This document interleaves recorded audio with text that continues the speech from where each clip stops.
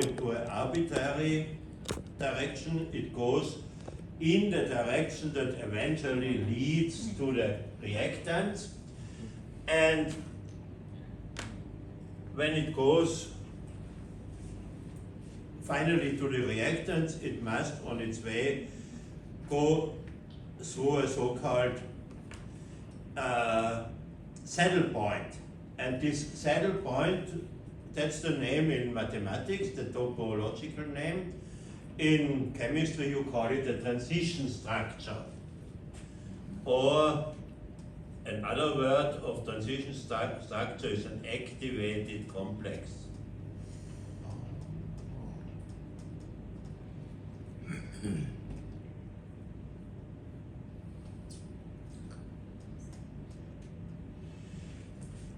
And so it is not so difficult to understand what this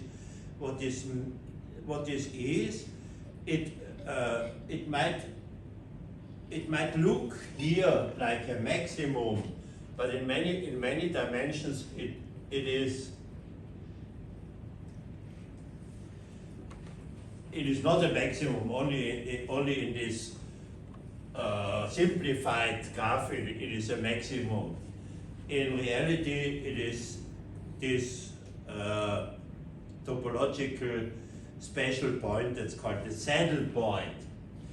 And the saddle point has the feature that if you rotate your coordinate system appropriately, it goes uphill in every direction except one. And so the direction where it goes downhill from the left and from the right is just when you sit on the curve parallel, when you sit on the saddle point parallel to the curve, and every other direction goes up, and it's not interesting for us. And it is the lowest possible way how you come from R to A via this transition structure, this saddle point. And so here we have only a two-dimensional example. That's the reason why we have only this direction, where it goes uphill. But in reality, when you have many dimensions, in all other directions it goes uphill except one. Just here we have only two directions, two dimensions, so you cannot see that there are many other ones normally. And so the question is, how can you find this saddle point? And actually that's a very important thing, because this saddle point tells you the activation energy, the difference from the energy, or the difference between the energy of the reactants and the energy of the saddle point is the so-called activation energy. Is that said somewhere here? No, it is not said.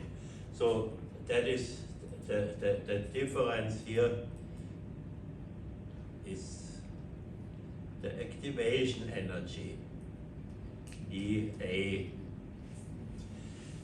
And it is the minimal energy that you need for this reaction to happen. So if you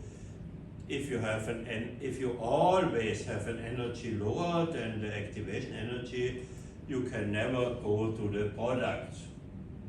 Now, of course, everything is true what we said before, what Philip said, for example, that if you have some temperature, then sometimes you will just kind of get this high energy accidentally if you just wait long enough. But if your temperature is much lower than the activation energy, you have to wait very, very long. It is something that you can calculate, and it's often many centuries. And the other thing is the quantum mechanical issue. We have learned that the wave function can actually go outside some region that is actually energetically not allowed. And so a wave function can go below this saddle point. But that is also something that if the difference in energy is large, the probability is so low that it never happens. So basically, when you want to go over the saddle point, you must calculate how much energy you need, and you can then supply this in terms of thermal energy or in terms of some chemical energy or in some other way. Yeah, you can also, of course, try to lower the saddle point by using a catalyst. And so now the important thing is this knowledge that the transition state is actually a saddle point. And yeah, all these pictures, these one-dimensional pictures, they are an approximation. So here it looks like a normal maximum of a curve, but it is not. And all these pictures that you often see, these one-dimensional pictures, well, they are quite useful because you can read the activation energy from these pictures, and that's the most important thing. But they are also misleading, and they are misleading because the real system will normally not go directly along this red curve. Because why should it? The molecules vibrate, and there are many dimensions, and they don't tell each other, we must go now exactly this red curve. And so what will be in the real system will be maybe something like this. And so this tells you already that it does not only matter how much is the activation energy for the probability to go from R to A, but also the shape of the potential energy surface. And that is another story that the people either take into account, or they say, I only calculate my reaction probability from the activation energy. And if you calculate it only from the activation energy, that is the so-called transition state theory. So transition state theory is the simplification that you say everything that matters is only the height of this barrier, and not the shape of the potential energy surface. And if you want to be more accurate, then you must take into account the shape of the potential energy surface. Okay, we have time. I will give you a little riddle, something to think about. And the answer is in what Michael just said. So if you understood what Michael said, it should be no problem. Sorry. Okay, so I will draw such a red line, but I will draw it as a contour plot. So I'm looking from the top here, and so I have one minimum here, this is this minimum, and I have this minimum there, and then the contours, they look something like this.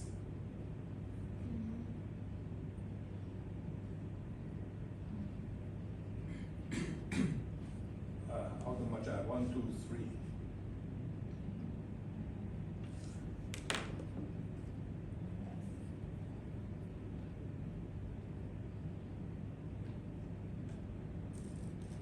So, oops.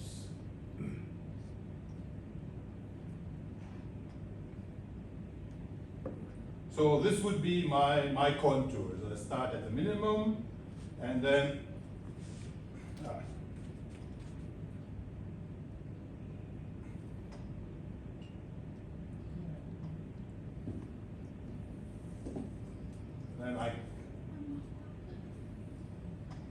why doesn't it want to make it another color?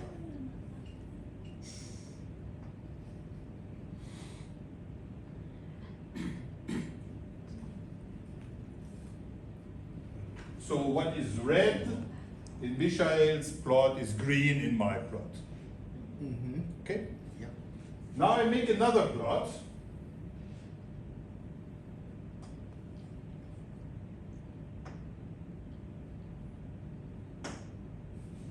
Come on.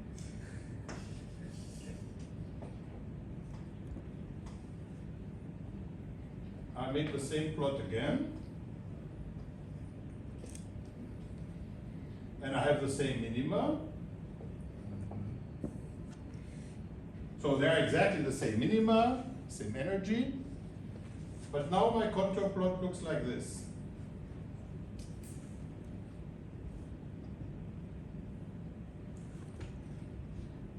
And I have the same number of contour lines, so 1, 2, 3. So my barrier is between 3 and 4. So 4 now should look something like this.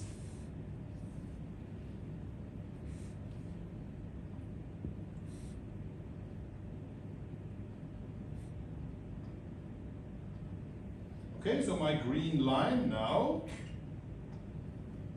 the reaction coordinate is straight.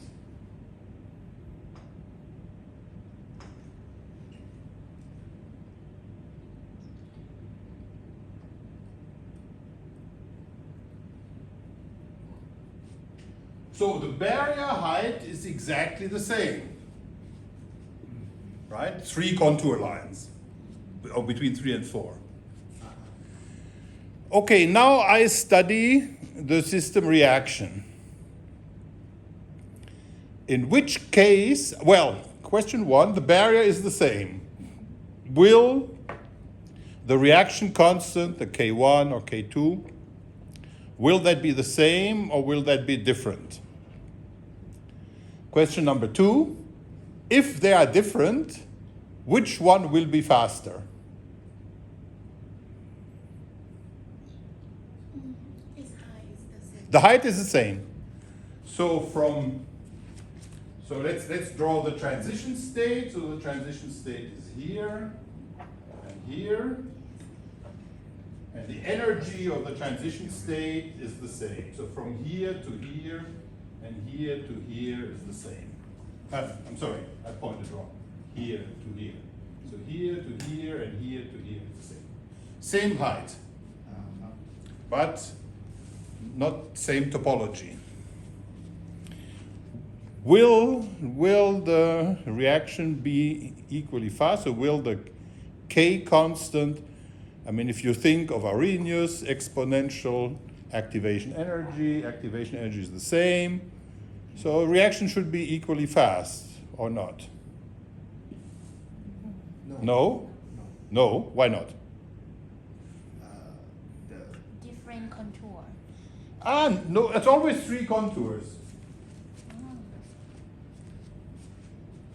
1, 2, 3 barrier, 1, 2, 3 barrier. So that's the same. The energy, the height is the same. How they actually move between the minimum points. That should be different. Yes. Like, the first one should be faster, right? The curved one should be faster? No, just the other way around. And the reason is that, again, this energy condition, this is a necessary condition. I mean, a system, a dynamic system that moves, let's say a molecule that moves, there is an energy, but there is something else. What describes a moving body except its energy?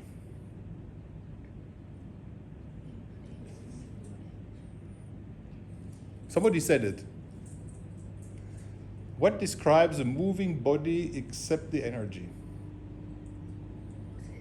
Momentum. Momentum. And you see, in this case,